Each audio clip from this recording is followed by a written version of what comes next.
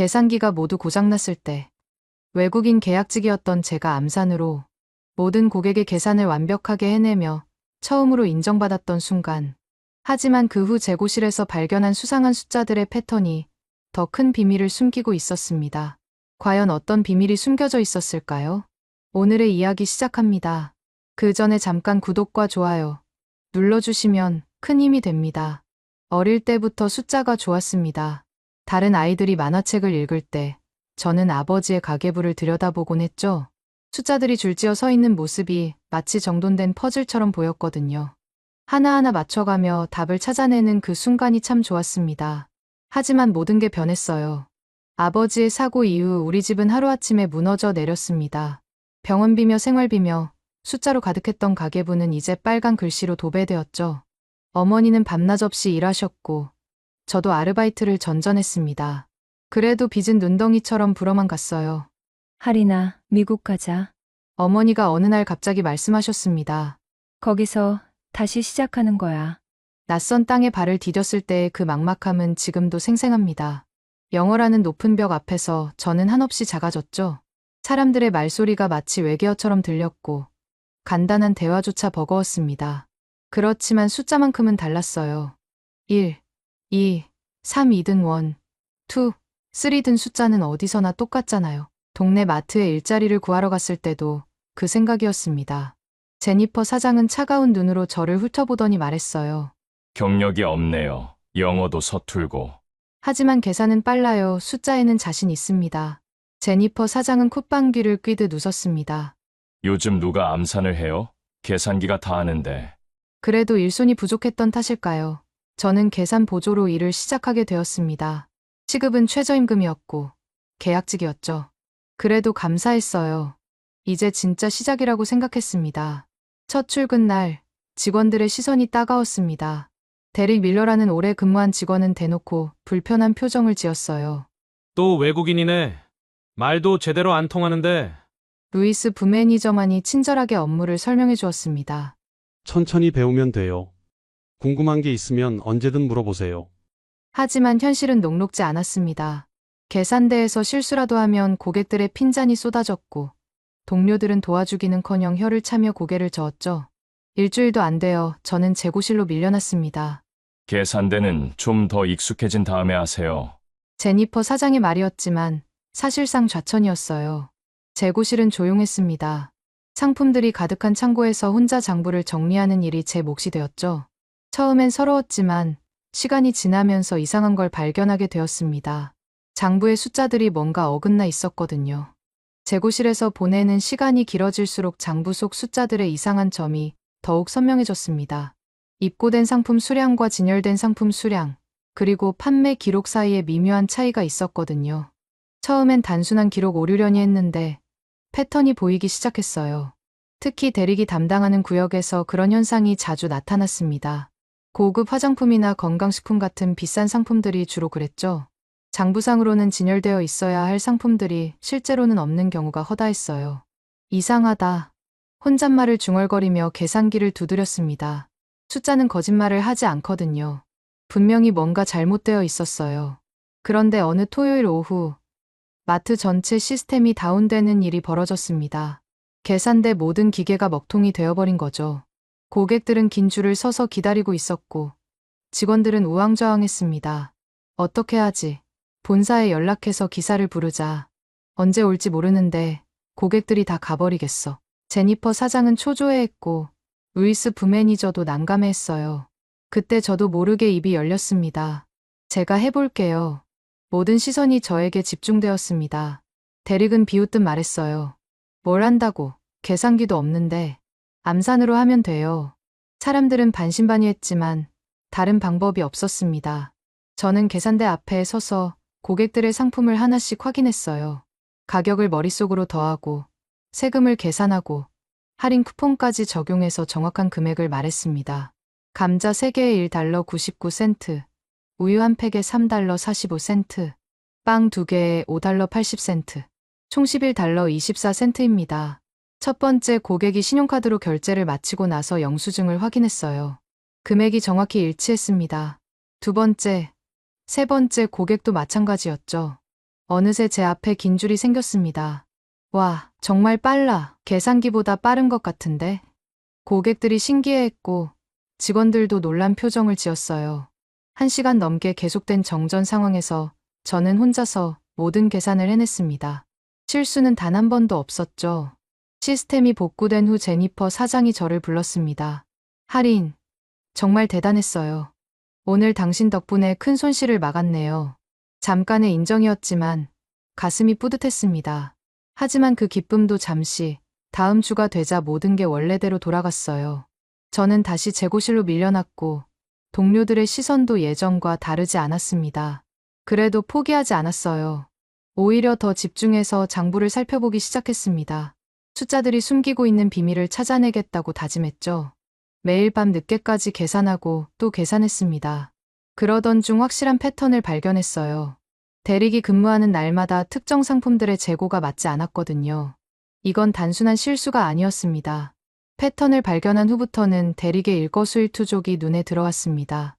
평소보다 일찍 출근해서 재고실을 들락거리는 모습, 퇴근할 때 유난히 큰 가방을 들고 나가는 모습까지 모든 게 수상해 보였어요. 하지만 확실한 증거가 없으니 그저 추측일 뿐이었죠. 며칠 더 지켜보니 대리의 행동에는 일정한 패턴이 있었습니다. 매주 화요일과 금요일, 그러니까 재고 조사 전날에 유독 분주하게 움직였어요. 그리고 그 다음 날이면 어김없이 고가 상품들의 수량이 맞지 않았습니다. 이상하다, 분명히 뭔가 있어. 혼자 중얼거리며 계산을 다시 해봤지만 결과는 같았어요. 장부상으로는 있어야 할 상품들이 실제로는 없었고 그 손실 금액은 한 달에 수천 달러에 달했습니다. 이건 단순한 실수가 아니라 의도적인 조작이었어요. 그런데 문제는 제가 그저 계약직 외국인이라는 점이었습니다. 아무리 정확한 계산이라도 누가 믿어줄까요? 더군다나 상대는 이 마트에서 5년 넘게 일한 베테랑 직원이었죠. 엄마, 어떻게 해야 할까요? 그날 밤 어머니와 통화를 했습니다. 어머니는 한참 생각하시더니 말씀하셨어요. 할인아, 옳은 일이라고 생각하면 해야지. 내가 틀렸다면 사과하면 되는 거고, 내가 맞다면 더 큰 문제를 막을 수 있잖니. 어머니의 말씀이 용기를 주었습니다. 하지만 여전히 확실한 증거가 필요했어요. 며칠 더 지켜보기로 했습니다. 그 주 금요일, 평소보다 일찍 출근해서 재고실 근처에서 기다렸습니다. 새벽 6시 반쯤 대리기 들어왔어요. 평소보다 1시간 일찍이었죠. 조심스럽게 뒤를 따라가 보니 대리은 고급 화장품 코너에서 뭔가를 하고 있었습니다. 상자 몇 개를 가방에 넣고 있었어요. 그리고는 장부에 뭔가를 적더니 서둘러 나갔습니다. 제 심장이 쿵쾅거렸어요. 드디어 결정적인 순간을 목격한 거죠. 대리기 나간 후 그 자리를 확인해 보니 역시나였습니다. 비싼 화장품 몇 개가 사라져 있었고 장부에는 파손으로 인한 폐기라고 적혀 있었어요. 하지만 실제로는 파손된 상품이 전혀 없었죠. 이제 확실해졌다. 그 순간 뒤에서 목소리가 들렸습니다. 뭐 하는 거야? 깜짝 놀라서 돌아보니 대리기 서 있었어요. 언제 돌아온 건지 모르겠지만 대리의 얼굴은 굳어 있었습니다. 아, 그냥 재고 정리하고 있었어요. 여기는 내 담당 구역이야. 함부로 건드리지 마. 대리의 목소리에는 경고의 의미가 담겨 있었습니다. 하지만 저는 물러설 수 없었어요. 이미 너무 많은 걸 봤거든요. 그날 이후 대리은 저를 더욱 경계했습니다. 재고실에 올 때마다 제가 뭘 하고 있는지 유심히 지켜봤죠. 하지만 저도 포기하지 않았어요. 모든 증거를 수집하고 정리하기 시작했습니다. 매일 밤 집에서 계산하고 또 계산했어요. 대리의 행동 패턴, 사라진 상품들의 목록, 조작된 장부 기록들까지 모든 걸 문서로 정리했습니다. 숫자는 거짓말을 하지 않으니까요. 대리의 경계심이 더욱 강해진 후로는 직접적인 증거를 잡기가 어려워졌습니다. 하지만 저는 포기하지 않았어요. 대신 더 치밀하게 계획을 세웠죠. 매일 아침 일찍 출근해서 전날 밤 사이에 변화된 재고 상황을 체크하고 대리의 근무 시간과 재고 변동을 연결해서 분석했습니다. 분명히 패턴이 있어. 한 달간 모은 자료를 펼쳐놓고 살펴보니 명확한 그림이 그려졌어요. 대리기 근무하는 날마다 고가 상품들이 사라졌고 그 손실 금액은 월 평균 3,000달러에 달했습니다. 1년이면 36,000달러가 넘는 거대한 손실이었죠. 하지만 여전히 결정적인 증거가 부족했습니다. 대리기 실제로 상품을 가져가는 현장을 목격해야 했어요. 그래서 며칠 더 지켜보기로 했습니다. 그 주 화요일 평소보다 더 일찍 출근했습니다. 새벽 6시에 마트 뒷문 근처에서 기다리고 있었죠. 얼마 후 대리게 차가 들어섰어요. 평소보다 1시간 일찍이었습니다. 조심스럽게 뒤를 따라가 보니 대리근 직원 입구로 들어가지 않고 화물 반입구 쪽으로 향했어요. 그리고는 키를 꺼내서 문을 열었습니다. 저는 멀리서 지켜보며 숨을 죽였죠. 10분 정도 지나자 대리기 나왔습니다. 손에는 평소보다 큰 상자를 들고 있었어요. 그걸 차 트렁크에 넣고는 서둘러 사라졌습니다. 이제 확실해졌다. 마음이 두근거렸지만 아직 끝이 아니었어요. 더 확실한 증거가 필요했습니다. 그래서 다음 금요일을 기다렸죠. 금요일 새벽, 다시 같은 자리에서 기다렸습니다. 예상대로 대릭이 나타났어요. 이번에는 더 가까이서 지켜볼 수 있었습니다. 대릭은 재고실에서 고급 영양제와 화장품을 가져와서 차에 싣고 있었거든요. 그 순간 핸드폰으로 사진을 찍었습니다. 비록 멀리서 찍은 흐릿한 사진이었지만 대릭이 상품을 차에 싣는 모습이 분명하게 보였어요. 드디어 잡았다. 하지만 기쁨도 잠시 큰 문제가 있었습니다. 제가 아무리 정확한 계산을 해도, 아무리 확실한 증거를 가져도 누가 믿어줄까요? 저는 그냥 계약직 외국인이었고 대릭은 이 마트의 베테랑 직원이었거든요. 며칠 동안 고민했습니다. 혹시 제가 착각한 건 아닐까? 대릭에게 다른 사정이 있는 건 아닐까 하는 생각도 들었어요. 하지만 숫자는 명확했습니다. 매달 수천 달러의 손실이 발생하고 있었고 그 원인은 대릭의 절도 행위였어요. 용기를 내자 드디어 결심했습니다. 모든 증거를 정리해서 루이스 부매니저에게 보고하기로 했죠. 루이스는 공정하고 합리적인 사람이었거든요. 적어도 제 말에 귀를 기울여 줄 거라고 생각했어요. 일주일 동안 모든 자료를 완벽하게 정리했습니다. 대릭의 근무 일정과 재고 손실의 연관성, 조작된 장부 기록, 그리고 결정적인 사진까지 숫자로 말하는 명확한 증거들이었죠. 이제 말해야 해. 월요일 아침 루이스 부매니저에게 면담을 요청했습니다. 가슴이 두근거렸지만 더 이상 미룰 수 없었어요. 진실을 말할 때가 온 거죠. 루이스 부매니저의 사무실 앞에 서서 한참 망설였습니다. 손에 들린 서류 뭉치가 무겁게 느껴졌어요. 한 달 넘게 정리한 모든 증거가 들어있는 파일이었죠. 깊게 숨을 들이마시고 문을 두드렸습니다. 들어오세요. 루이스는 친근하게 웃으며 저를 맞아주었습니다. 하지만 제 얼굴을 보더니 표정이 진지해졌어요. 무슨 일이에요, 할인? 얼굴이 안 좋아 보이는데. 루이스, 중요한 얘기가 있어요. 들어주실 수 있나요? 루이스는 고개를 끄덕이며 의자를 권했습니다. 저는 떨리는 손으로 서류를 꺼내며 말을 시작했어요. 재고 관리를 하면서 이상한 점을 발견했어요. 장부와 실제 재고 수량이 계속 맞지 않더라고요. 그럴 수 있죠. 계산 실수나 기록 오류가 있을 수 있으니까. 처음엔 저도 그렇게 생각했어요. 하지만 패턴이 있었습니다. 서류를 펼쳐 보이며 설명했습니다. 대릭의 근무 일정과 재고 손실의 연관성, 매월 반복되는 특정 상품들의 부족 현상, 그리고 조작된 장부 기록들까지 숫자로 증명할 수 있는 명확한 증거들이었죠. 루이스의 표정이 점점 심각해졌습니다. 제가 정리한 자료를 꼼꼼히 살펴보더니 말했어요. 이 계산들이 모두 정확한가요? 네, 여러 번 확인했습니다. 실수가 있을 수 없어요. 그런데 이건 정말 심각한 문제네요. 한 달에 3,000달러가 넘는 손실이라고요? 네. 1년이면 36,000달러가 넘습니다.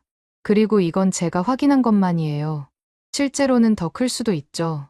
루이스는 한참 생각하더니 물었습니다. 대릭이 이런 일을 하고 있다는 확실한 증거가 있나요? 그때 핸드폰 사진을 보여주었어요. 비록 흐릿하긴 했지만 대릭이 상품을 차에 싣는 모습이 분명하게 보였거든요. 새벽에 우연히 봤는데 마트 상품을 자기 차에 싣고 있었어요. 그리고 그날 해당 상품들이 장부에서 파손 폐기로 처리되어 있었고요. 루이스는 깊은 한숨을 쉬었습니다. 할인, 정말 고마워요. 이런 일을 발견해주고 알려줘서. 하지만 이건 정말 심각한 문제예요. 신중하게 처리해야 합니다. 저도 알아요. 하지만 더 이상 모른 척할 수 없었어요. 매일 손실이 계속되고 있으니까요. 루이스는 제 서류를 다시 한번 살펴보더니 말했습니다. 이 자료들을 제니퍼 사장에게 보고해야겠어요. 하지만 그 전에 좀 더 확인해봐야 할 것들이 있습니다. 어떤 것들이요? 감시 카메라 기록이라든지, 다른 직원들의 증언이라든지, 이런 일은 확실한 증거가 있어야 하거든요. 루이스의 말이 맞았습니다. 아무리 정확한 계산이라도 법적인 조치를 위해서는 더 확실한 증거가 필요했죠. 할인, 며칠만 더 기다려주세요. 제가 조심스럽게 조사해 보겠습니다. 그리고 절대 대리에게는 이 일을 알리지 마세요. 네, 알겠습니다. 사무실을 나오면서 가슴이 조금 가벼워졌어요. 드디어 진실을 말했고, 루이스가 진지하게 받아들여줬거든요. 하지만 동시에 불안하기도 했습니다.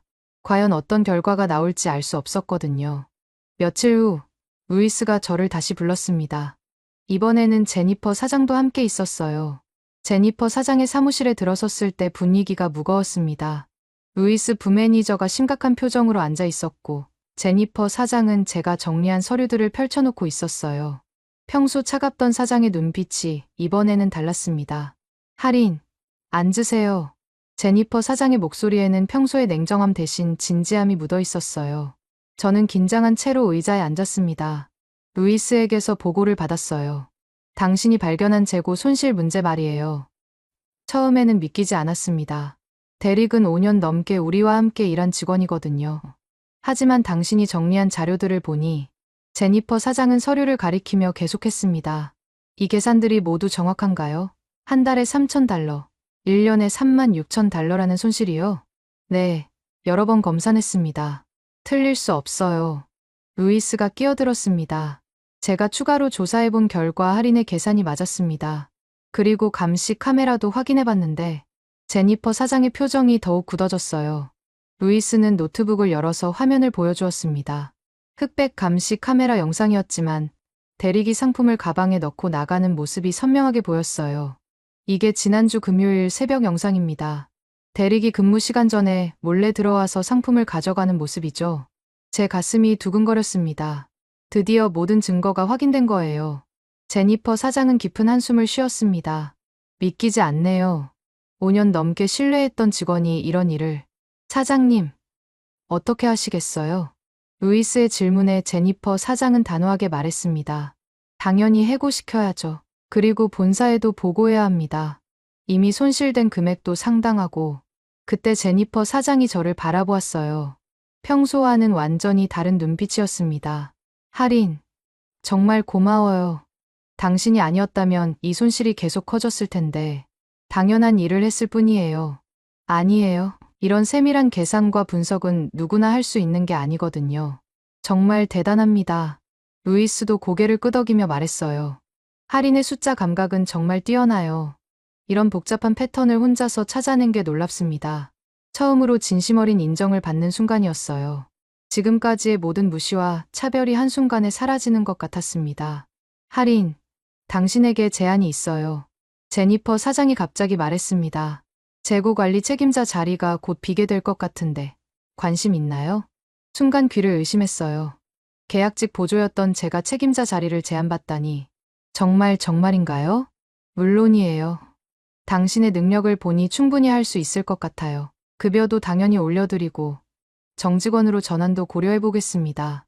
꿈만 같았습니다. 몇 달 전까지만 해도 무시받던 외국인 계약직이었는데 이제는 책임자 자리를 제안받다니. 감사합니다. 열심히 하겠습니다. 좋아요. 그럼 다음 주부터 새로운 업무를 시작해보죠. 사무실을 나오면서 다리가 후들거렸어요. 기쁨과 안도감이 동시에 밀려왔습니다. 드디어 제 능력을 인정받았고 새로운 기회를 잡게 된 거죠. 그날 저녁 어머니에게 전화를 걸었습니다. 엄마, 드디어 해냈어요. 다음 주 월요일 본사에서 감사팀이 내려왔습니다. 제가 정리한 자료와 감시 카메라 영상을 바탕으로 정식 조사가 시작된 거죠. 대릭은 그날 아침부터 사무실에 불려가서 오랜 시간 조사를 받았어요. 점심시간이 되어서야 결과가 나왔습니다.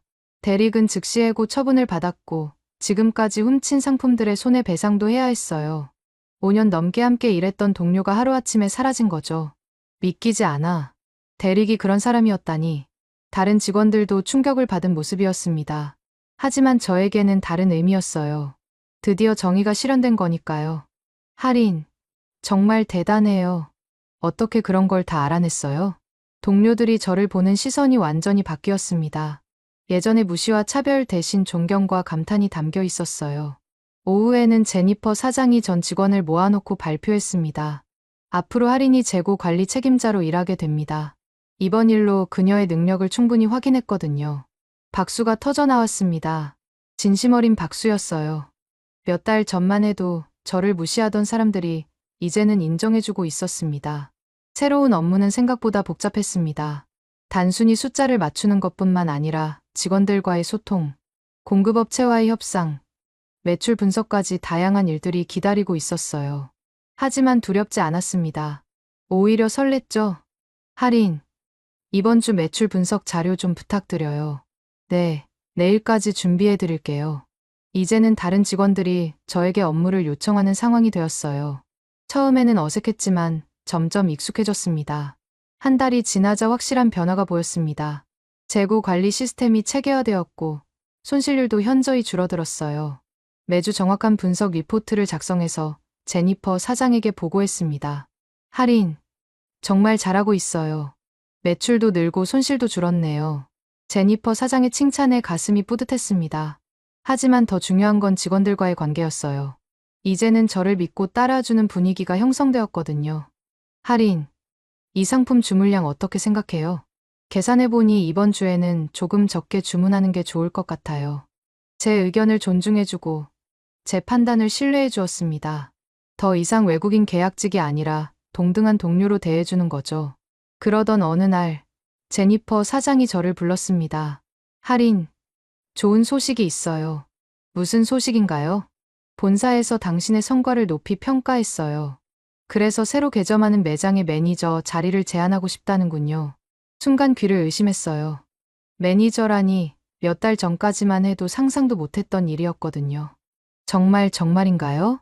네, 당신이라면 충분히 할 수 있을 거예요. 어떻게 생각하세요? 새로운 도전이었습니다. 더 큰 책임과 더 많은 기회가 기다리고 있었어요. 하지만 두렵지 않았습니다. 이제는 자신이 있었거든요. 해보겠습니다. 좋아요. 다음 달부터 새 매장에서 시작하시면 됩니다. 그날 밤 어머니에게 전화를 걸었어요. 엄마, 제가 매니저가 되었어요. 새 매장의 첫날, 거울을 보며 매니저 명찰을 달았습니다. 김아린 매니저라고 적힌 작은 플라스틱 조각이었지만 무게가 남달랐어요. 몇 년 전 처음 미국에 왔을 때를 생각하면 꿈만 같았습니다. 새 매장은 생각보다 컸고 직원들도 15명이나 되었어요. 첫 회의에서 자기소개를 할 때 여전히 떨렸지만 이제는 다른 종류의 떨림이었습니다. 두려움이 아니라 설렘이었죠. 안녕하세요. 새로 부임한 김아린 매니저입니다. 잘 부탁드려요. 직원들의 반응은 다양했습니다. 호기심 어린 시선, 약간의 의구심, 그리고 기대감까지. 예전에 저라면 그 시선들이 부담스러웠을 텐데 이제는 오히려 동기부여가 되었어요. 매니저님, 첫 주 계획이 어떻게 되나요? 계산대 직원인 마리아가 물었습니다. 20대 초반의 밝은 성격을 가진 직원이었어요. 우선 매장 운영 현황을 파악하고 여러분들과 충분히 이야기해보고 싶어요.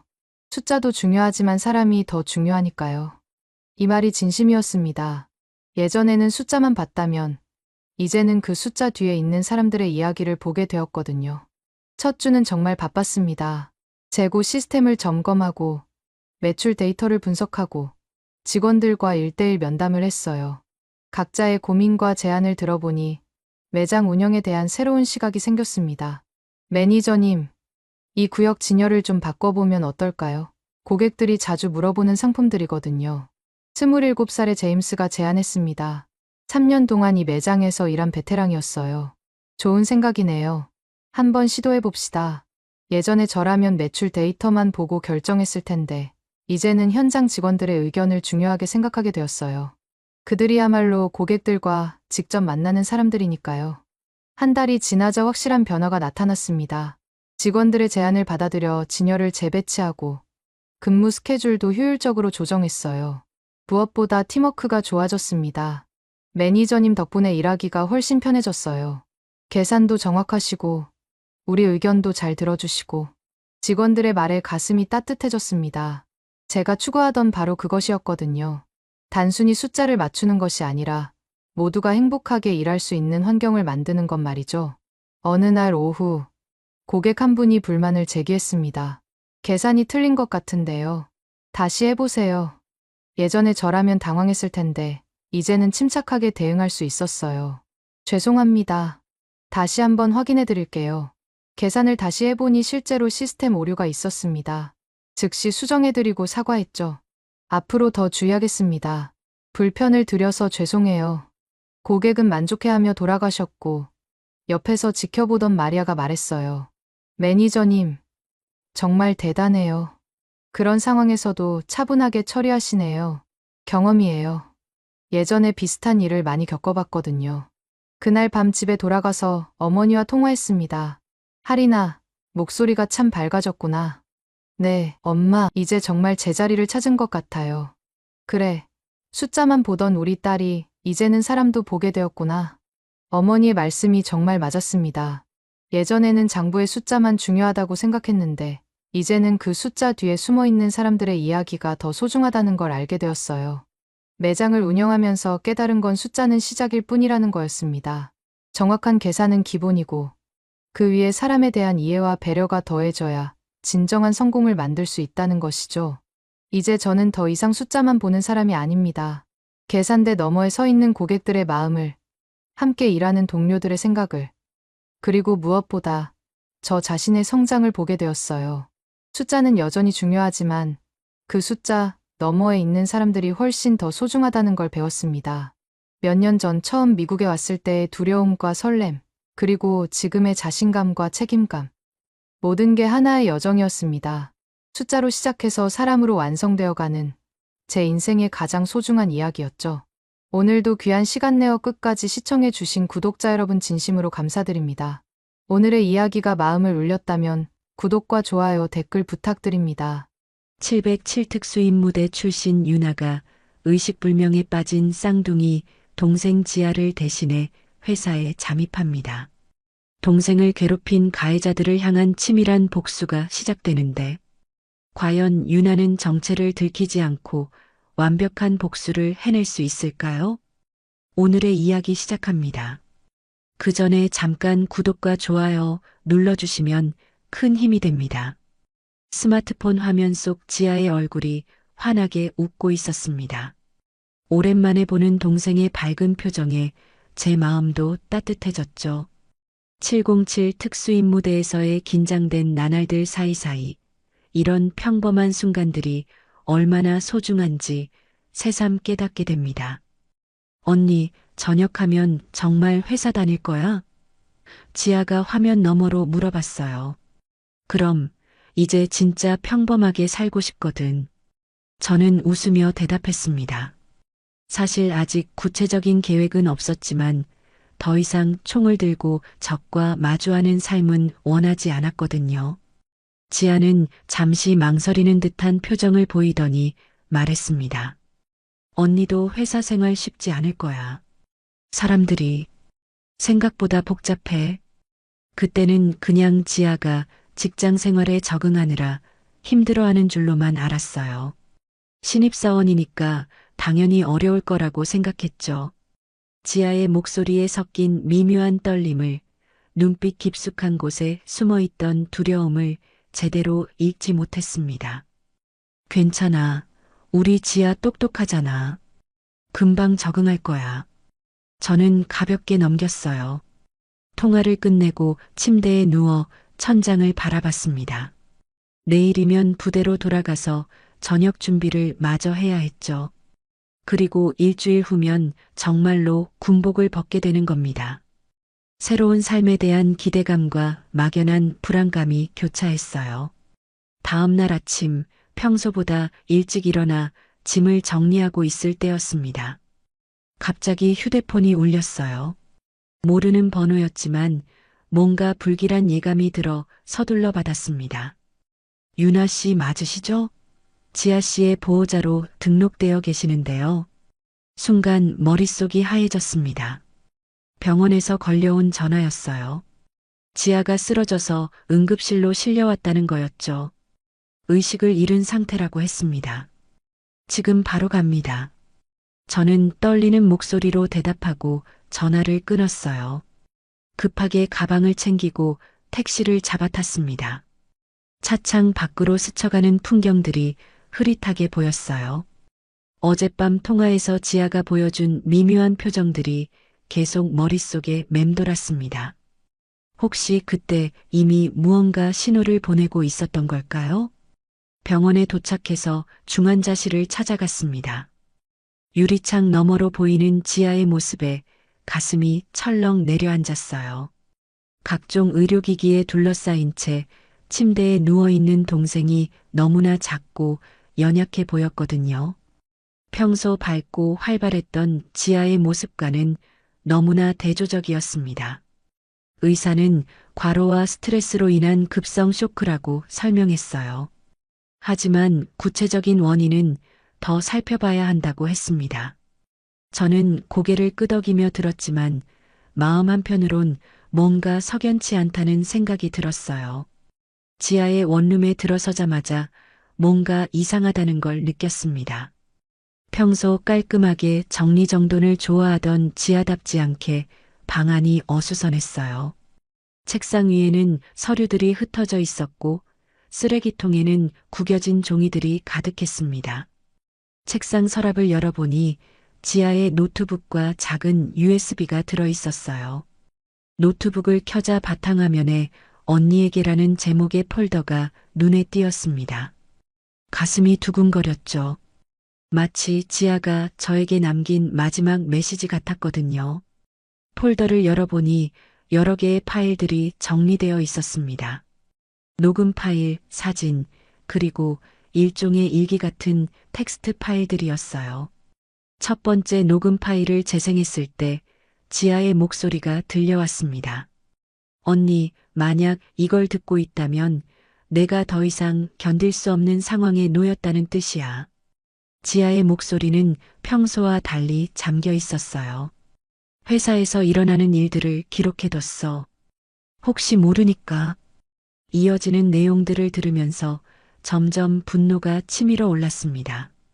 김세진 과장이 지아에게 업무를 떠넘기고 실수가 생기면 모든 책임을 지아에게 돌렸다는 거였어요.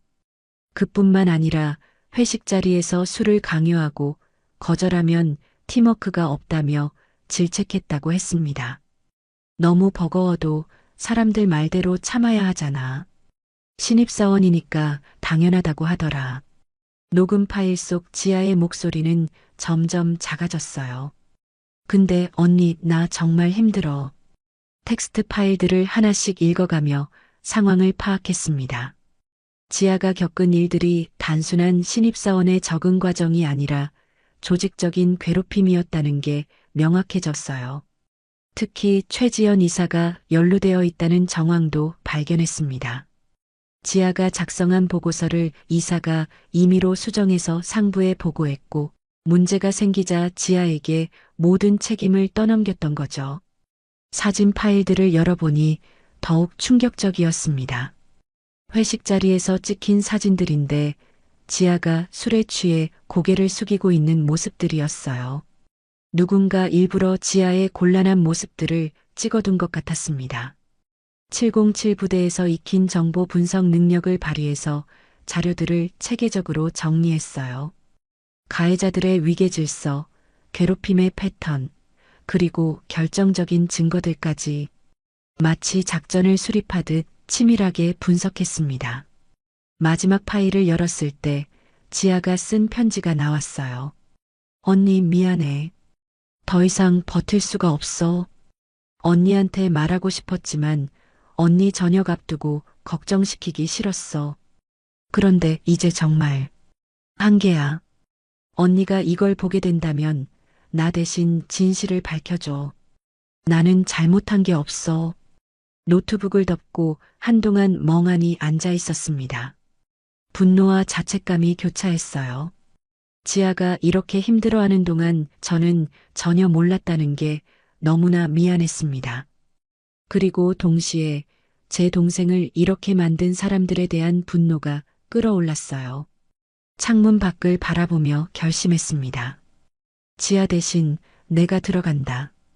그리고 끝장을 본다. 거울 앞에 서서 지아의 사진을 보며 화장을 고쳤습니다. 쌍둥이라 해도 미묘한 차이는 있었거든요. 지아는 저보다 좀 더 부드러운 인상을 가지고 있었어요. 눈썹을 조금 더 둥글게 그리고 입술도 더 도톰하게 보이도록 했습니다. 헤어스타일도 지아가 즐겨 했던 스타일로 바꿨어요. 옷차림도 신경 썼습니다. 지아의 옷장에서 평소 즐겨 입던 블라우스와 치마를 골라 입었어요.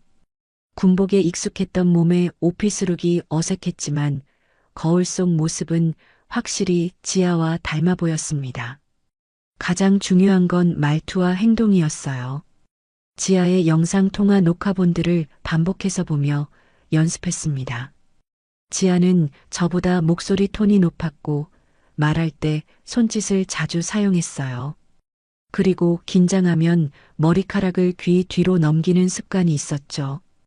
회사 건물 앞에 서니 긴장이 됐습니다. 하지만 이건 작전이라고 생각하니 마음이 차분해졌어요. 707 부대에서 잠입 훈련을 받을 때보다는 훨씬 쉬운 임무였거든요. 엘리베이터에서 만난 동료들이 인사를 건넸습니다. 지아야, 어제 갑자기 왜 안 왔어? 연락도 없이. 죄송해요. 몸이 좀 안 좋아서. 지아의 목소리 톤을 흉내내며 대답했어요. 괜찮아? 얼굴이 좀 달라 보이는데. 순간 긴장했지만 침착하게 대응했습니다.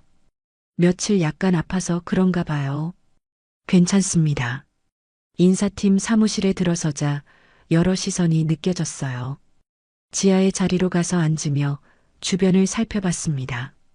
사무실 구조, 동료들의 자리 배치, CCTV 위치까지 한눈에 파악했어요. 군에서 익힌 습관이었죠. 김세진 과장이 제자리로 다가왔습니다. 지하의 기록을 통해 이미 알고 있던 인물이었어요. 40대 중반, 키가 작고 배가 나온 체형. 항상 권위적인 태도를 보인다고 지아가 적어뒀던 바로 그 사람이었습니다.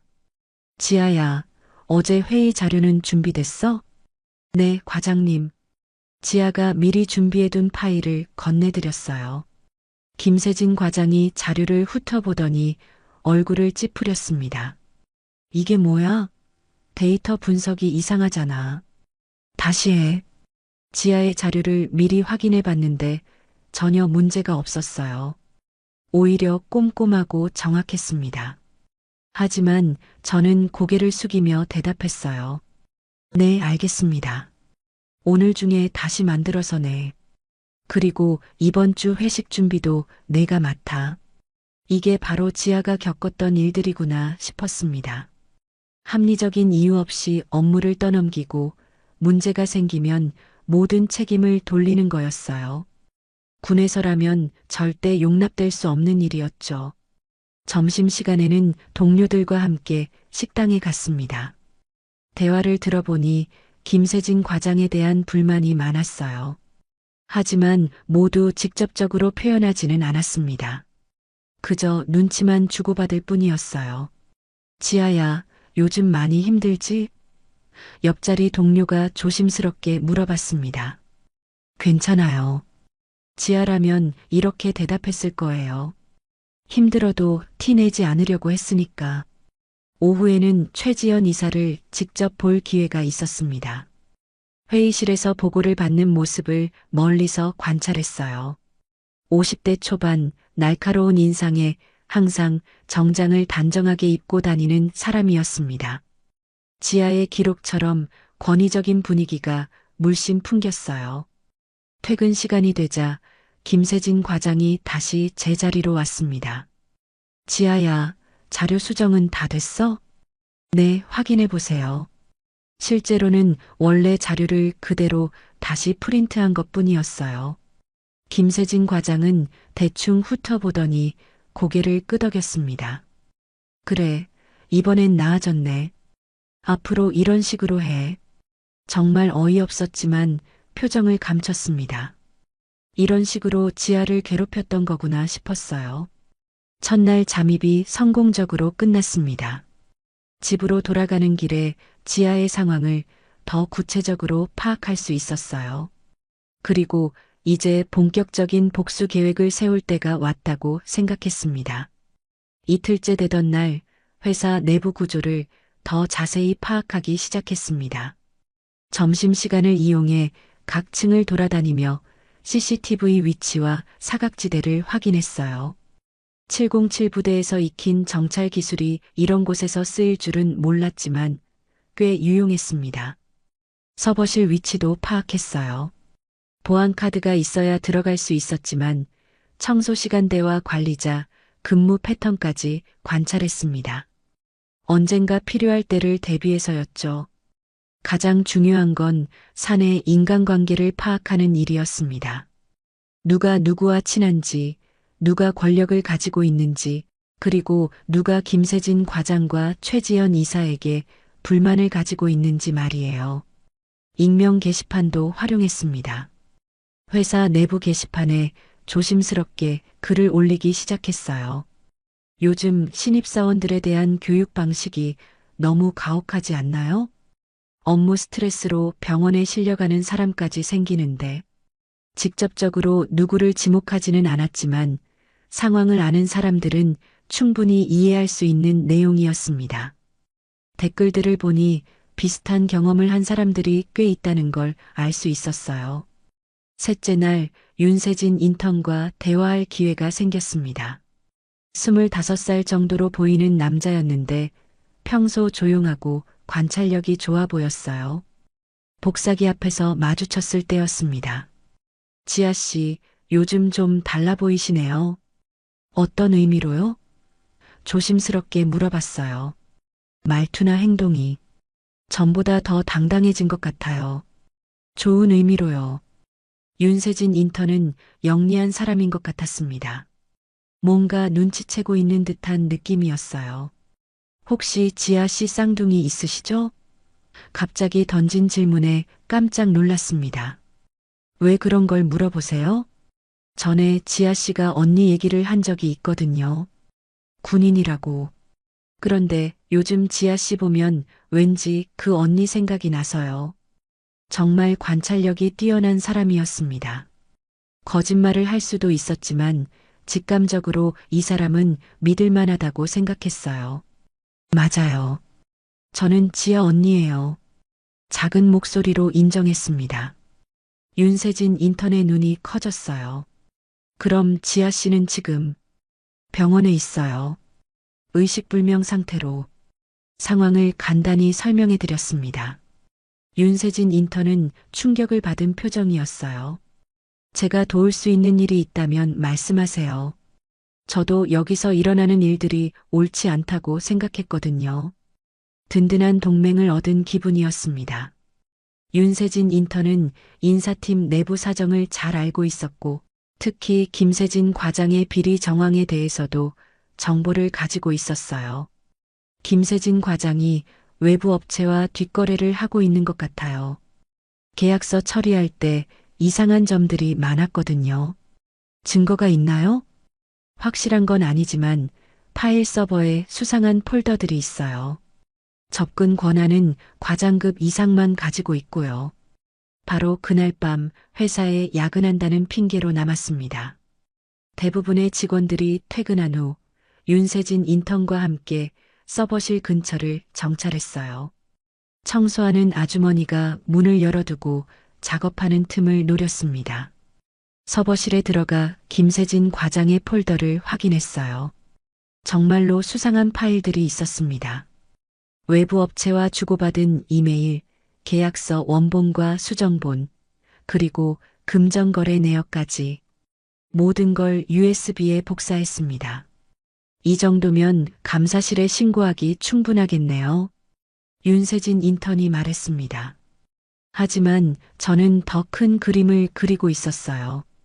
김세진 과장은 시작에 불과했습니다. 진짜 목표는 최지연 이사였거든요. 아직 때가 아니에요.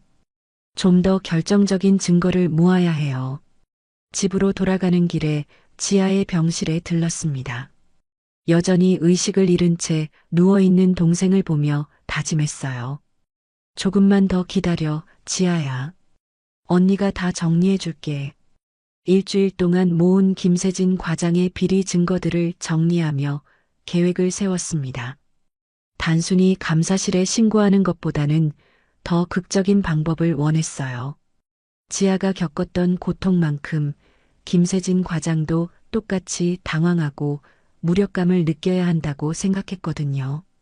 월요일 아침 김세진 과장이 평소처럼 출근했을 때 책상 위에 봉투 하나가 놓여 있었습니다. 저는 멀리서 그 모습을 지켜봤어요. 봉투를 열어본 김세진 과장의 얼굴이 순식간에 하얘지는 걸 볼 수 있었습니다. 봉투 안에는 외부 업체와의 뒷거래, 증거 일부와 간단한 메모가 들어 있었어요. 더 많은 증거가 있습니다. 오늘 오후 5시까지 지아에게 공개 사과하지 않으면 모든 자료를 감사실에 제출하겠습니다. 김세진 과장은 하루 종일 초조해했습니다. 전화를 여러 번 걸고 컴퓨터 파일들을 삭제하려고 시도하기도 했어요. 하지만 이미 모든 증거는 제가 따로 보관하고 있었죠. 오후 4시쯤 김세진 과장이 제 자리로 다가왔습니다. 평소에 거만한 모습은 온데간데 없고 어쩔 줄 몰라 하는 표정이었어요. 지아야, 잠깐 얘기 좀 할까? 회의실로 따라가니 김세진 과장이 문을 닫고 조심스럽게 말했습니다. 그동안 내가 좀 엄격했나? 신입사원이니까 단련시키려고 그런 건데. 과장님, 무슨 말씀이세요? 일부러 모르는 척했어요. 아니, 그게 혹시 내가 너무 심하게 한 적이 있다면 미안해. 앞으로는 좀 더 배려하도록 할게. 정말 어이없었습니다. 지아를 그렇게 괴롭혀 놓고는 이제 와서 이런 식으로 넘어가려고 하다니. 하지만 표정은 감췄어요. 감사합니다, 과장님. 그런데 저 혼자 들을 게 아니라 팀 전체 앞에서 말씀해 주시면 좋겠어요. 김세진 과장의 얼굴이 다시 굳어졌습니다. 그게 꼭 필요해? 네, 다른 분들도 오해하고 계실 수 있으니까요. 결국 김세진 과장은 팀 전체가 모인 자리에서 공개 사과를 했습니다. 그동안 지아에게 업무 처리 과정에서 무리한 요구를 한 점 사과한다고 말했어요. 물론 진심은 아니었지만 적어도 다른 직원들 앞에서 공식적으로 인정한 셈이었습니다. 하지만 진짜 승부는 그 다음이었어요. 바로 그날 저녁 모든 비리 증거를 정리해서 감사실에 익명으로 제출했습니다. 이메일과 우편으로 동시에 보냈죠. 그리고 회사 내부 익명 게시판에도 일부 내용을 공개했어요. 인사팀 김세진 과장의 외부 업체 특혜 의혹에 대해 제보합니다. 구체적인 증거들과 함께 올린 글은 순식간에 회사 전체에 퍼졌습니다. 직원들 사이에서 난리가 났어요. 그동안 김세진 과장에게 불만을 가지고 있던 사람들이 댓글로 자신들의 경험담을 쏟아내기 시작했습니다. 다음 날 아침 김세진 과장은 감사실로 호출됐습니다. 창백한 얼굴로 감사실 문을 들어가는 모습을 보며 속이 시원했어요. 지아가 겪었던 그 무력감을 김세진 과장도 이제 똑같이 느끼고 있을 거라고 생각했습니다. 윤세진 인턴이 제 옆으로 다가와 조용히 말했어요. 대단하세요. 정말 깔끔하게 처리하셨네요. 아직 끝난 게 아니에요. 이건 시작일 뿐이죠. 제 수첩을 펼치고 다음 이름에 동그라미를 그었습니다. 최지연 이사. 진짜 최종 보스는 따로 있었거든요. 김세진 과장은 그저 하수인에 불과했습니다. 오후에 김세진 과장이 징계 발표와 함께 다른 부서로 발령을 받았다는 소식이 들렸어요. 완전한 좌천이었죠. 팀 분위기는 한결 가벼워졌고 다른 직원들도 안도의 표정을 지었습니다.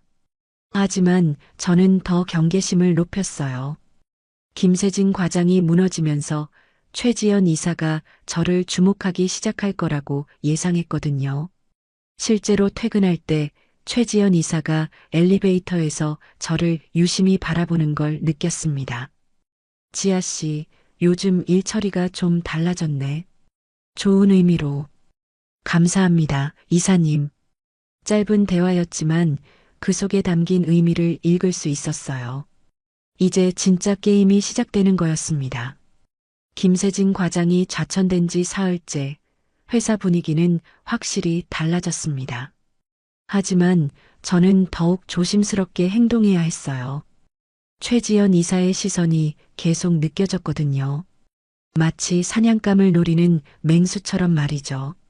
새로 부임한 박미경 과장은 훨씬 합리적인 사람이었습니다.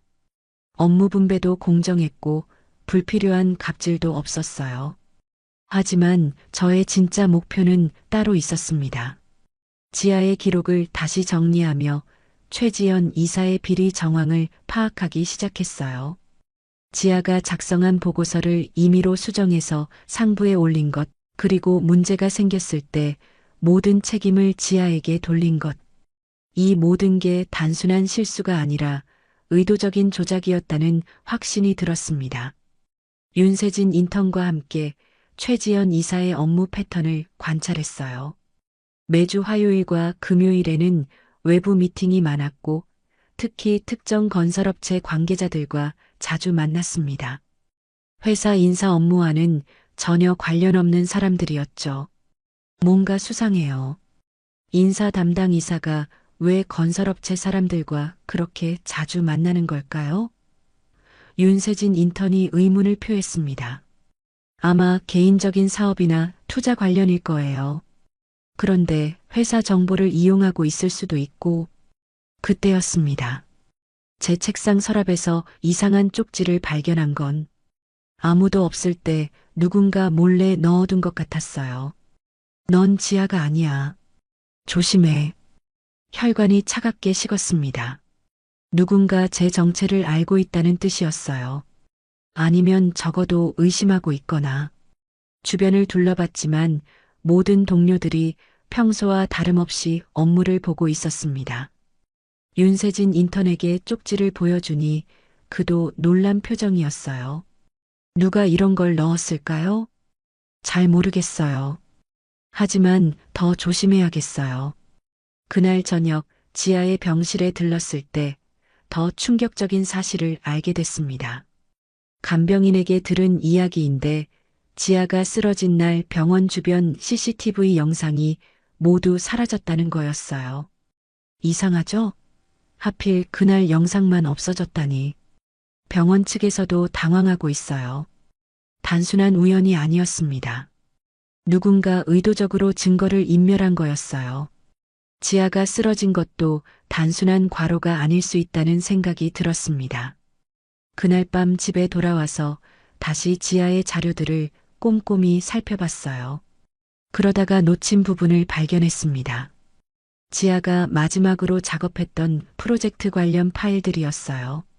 신입사원 채용 관련 업무였는데 뭔가 이상한 점들이 있었습니다. 채용 점수 조작 흔적이 보였어요.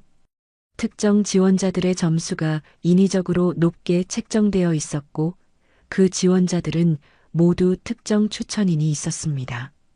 그리고 그 추천인들은 모두 최지연 이사와 연관된 사람들이었어요.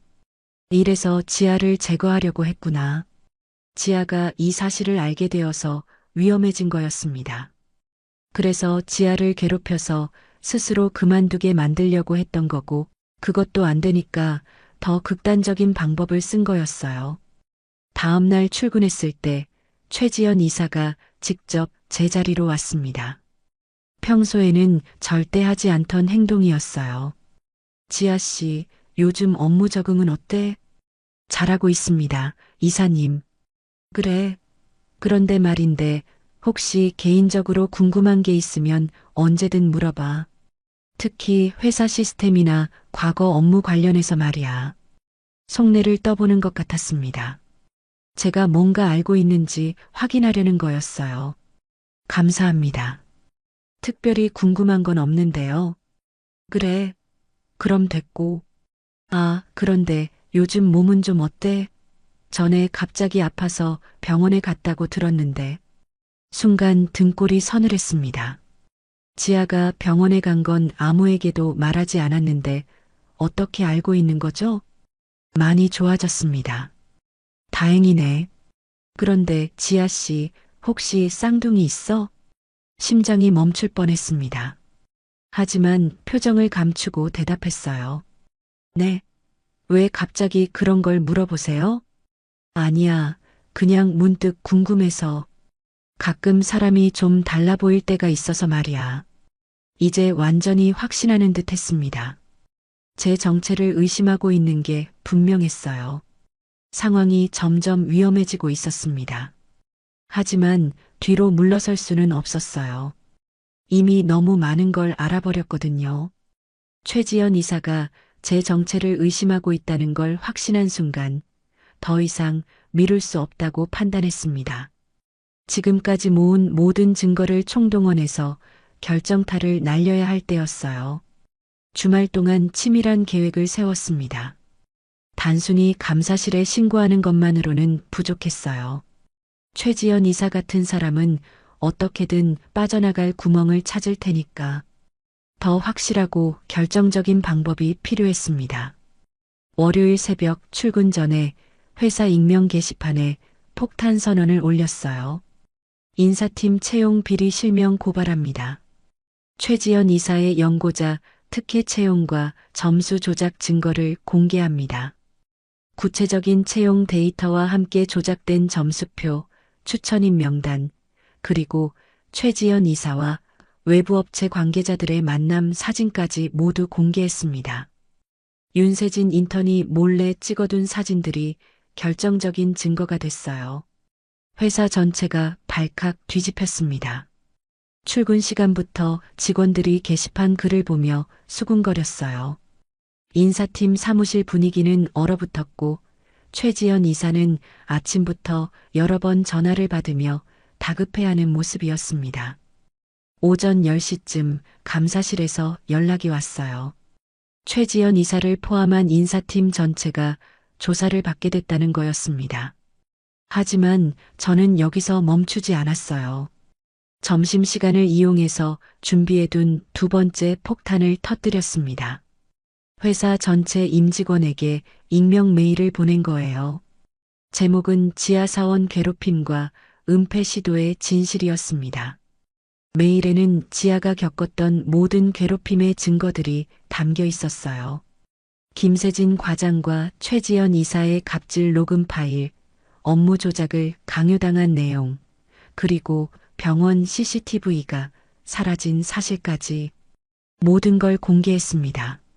지하사원은 현재 의식불명 상태로 병원에 입원해 있습니다. 단순한 과로가 아닙니다. 조직적인 괴롭힘과 은폐 시도의 결과입니다. 회사 내부는 완전히 난리가 났어요. 직원들이 그룹으로 모여서 이야기하고 언론사에 제보하는 사람들도 나타났습니다. 소셜미디어에도 관련 게시물들이 쏟아져 나왔어요. 오후 2시 최지연 이사가 직접 제자리로 왔습니다. 얼굴이 창백했지만 여전히 위협적인 눈빛이었어요. 지아야, 회의실에서 얘기 좀 하자. 회의실에 들어가자마자 최지연 이사가 문을 쾅 닫으며 말했습니다. 너 정말 지아 맞아? 아니면 무슨 말씀이신지 모르겠는데요, 이사님. 그만해. 이제 다 알고 있어. 넌 지아가 아니야. 지아의 쌍둥이 언니 유나지. 더 이상 숨길 필요가 없다고 판단했습니다. 오히려 당당하게 맞서는 게 나을 것 같았어요. 맞아요. 저는 유나예요. 그리고 당신이 제 동생에게 무슨 짓을 했는지 다 알고 있어요. 최지연 이사의 얼굴이 일그러졌습니다. 내 동생이 너무 많은 걸 알게 됐어. 그래서 조용히 정리하려고 했는데. 정리라고요? 지아를 의식불명 상태로 만든 게 정리예요? 증명할 수 있어? 병원 CCTV도 없는데? 그 순간 확신했습니다. 정말로 최지연 이사가 지아에게 무언가를 한 거였어요. 분노가 치밀어 올랐지만 침착함을 유지했습니다. 증명은 이미 끝났어요. 모든 증거가 감사실과 언론사에 전달됐거든요. 바로 그때 회의실 문이 열리며 감사실 직원들이 들어왔습니다. 윤세진 인턴이 미리 연락해둔 거였어요. 최지연 이사님, 동행해 주시겠습니까? 최지연 이사는 마지막까지 저를 째려보며 말했습니다. 이걸로 끝난 줄 알지 마. 넌 아직 아무것도 모르고 있어. 하지만 저는 웃으며 대답했어요. 이제 시작이에요. 지아를 위한 진짜 정의는 이제부터거든요. 그날 저녁 뉴스에서 회사의 채용 비리와 직장 내 괴롭힘 사건이 대대적으로 보도됐습니다. 최지연 이사는 구속 수사를 받게 됐고 김세진 전 과장도 재수사 대상이 됐어요. 밤늦게 지아의 병실에 들렀을 때 간호사가 놀라운 소식을 전해줬습니다. 오늘 오후부터 지아 씨 손가락이 움직이기 시작했어요. 의식을 되찾을 조짐 같아요. 지아의 손을 꼭 잡으며 속삭였습니다. 지아야, 언니가 다 해결했어. 이제 깨어나도 괜찮아. 병원 창가에서 스며드는 따뜻한 아침 햇살이 지아의 얼굴을 비쳤습니다. 지아가 눈을 뜬 지 사흘째 되는 날이었어요. 처음엔 저를 알아보지 못했지만 점차 기억을 되찾아가고 있었습니다. 언니, 정말 언니야? 지아가 여전히 약한 목소리로 물어봤어요. 응, 내가 왔어. 지아의 손을 꼭 잡으며 대답했습니다. 이제 괜찮아. 모든 게 끝났어. 지아는 천천히 고개를 끄덕였어요. 의사 선생님 말로는 완전히 회복하는데 시간이 좀 걸리겠지만 큰 후유증은 없을 거라고 했습니다. 정말 다행이었죠. 언니가 회사에 다녔다고 들었어. 나 대신에. 미안해, 지아야. 허락도 없이. 고마워. 지아가 미약하게 웃었습니다. 언니가 아니었다면 난 평생 그 악몽에서 벗어날 수 없었을 거야.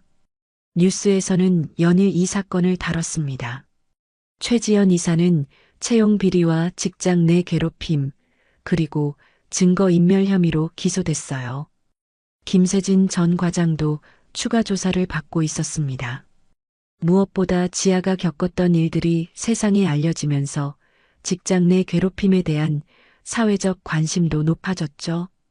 회사에서는 전면적인 조직 개편이 이루어졌습니다. 새로운 준법 감시 시스템도 도입됐고 직장 내 괴롭힘 신고 창구도 확대됐어요. 늦었지만 변화가 시작된 거였습니다. 지아가 어느 정도 회복된 후 저는 조용히 사직서를 제출했습니다. 애초에 복수가 목적이었고 그 목적은 달성했거든요. 더 이상 지아 행세를 할 필요도 없었고요. 마지막 출근 날 윤세진 인턴이 제게 작은 선물을 건네줬어요. 정말 대단했어요. 저도 많이 배웠습니다. 고마워요. 윤세진 씨 덕분에 혼자서는 할 수 없었을 거예요. 앞으로 뭐 하실 거예요? 글쎄요. 아직 정하지 못했어요. 지아 돌보면서 천천히 생각해 볼 생각이에요. 로비에서 나갈 때 조서연 팀장과 마주쳤습니다. 김세진 과장이 좌천된 후 새로 팀장이 된 분이었어요. 서로 말은 하지 않았지만 눈인사를 나눴습니다. 그 눈빛에는 고마움과 존경이 담겨 있었어요. 한 달 후 지아는 완전히 회복해서 퇴원할 수 있었습니다. 물론 그 회사로 돌아갈 생각은 없었어요. 새로운 곳에서 새로운 시작을 하고 싶다고 했거든요. 언니, 나 이제 괜찮아. 다시 혼자서도 잘 살 수 있을 것 같아. 혼자라니 우리 같이 사는 거 아니었어? 지아가 깜짝 놀란 표정을 지었어요. 정말? 언니도 전역했는데 자유롭게 살고 싶지 않아? 자유롭게 산다는 게 뭐야? 내가 가장 자유로울 때는 우리 지아랑 함께 있을 때거든. 그날 오후 지아와 함께 공원을 산책했습니다. 지아는 여전히 조금 어색해했지만 예전보다 훨씬 밝아 보였어요. 무엇보다 눈빛에서 두려움이 사라진 게 가장 큰 변화였습니다. 언니, 그때 왜 나 대신 회사에 들어갔어? 위험할 수도 있었잖아. 당연한 거 아니야? 넌 내 동생인데. 하지만, 지아야. 저는 걸음을 멈추고 지아를 바라봤어요. 우리는 쌍둥이잖아. 내가 아프면 내가 아픈 거고, 내가 힘들면 내가 힘든 거야. 그리고 이번엔 내가 지켜냈어. 이제는 같이 버티자. 지아의 눈에 눈물이 맺혔습니다. 고마워, 언니. 정말 고마워. 벤치에 앉아 석양을 바라보며 앞으로의 계획을 이야기했습니다. 지아는 상담 관련 일을 해보고 싶다고 했어요. 자신과 같은 피해자들을 도우고 싶다는 거였죠. 저는 아직 구체적인 계획은 없었지만 지아와 함께라면 무엇이든 할 수 있을 것 같았습니다. 저녁이 되어 집으로 돌아가는 길, 지아가 창문을 열었어요. 시원한 바람이 방 안으로 들어오면서 커튼이 하늘하늘 춤을 췄습니다. 그 바람 속에는 새로운 시작에 대한 희망이 담겨 있는 것 같았어요. 언니, 우리 이제 정말 자유야. 응, 이제 시작이야. 그날 밤 지아는 오랜만에 평온한 얼굴로 잠들었습니다. 더 이상 악몽에 시달리지 않을 거라는 확신이 들었어요. 그리고 저도 처음으로 마음 편히 잠들 수 있었습니다. 복수는 끝났지만 진짜 이야기는 이제 시작이었어요. 지아와 함께 만들어갈 새로운 일상들 말이죠. 그 어떤 작전보다도 중요하고 의미 있는 임무였습니다.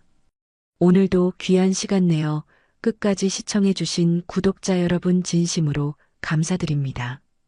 오늘의 이야기가 마음을 울렸다면 구독과 좋아요, 댓글 부탁드립니다.